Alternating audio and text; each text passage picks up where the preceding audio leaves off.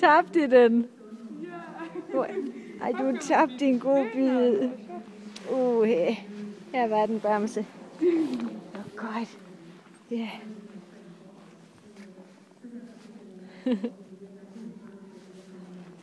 Kom nu med ponytrykket.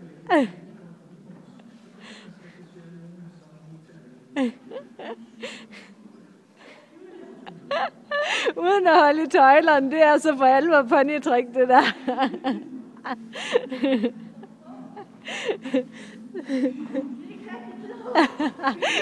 Altså Heidi, det er mig, der har tilredet den, så kan den altså sådan nogle ting.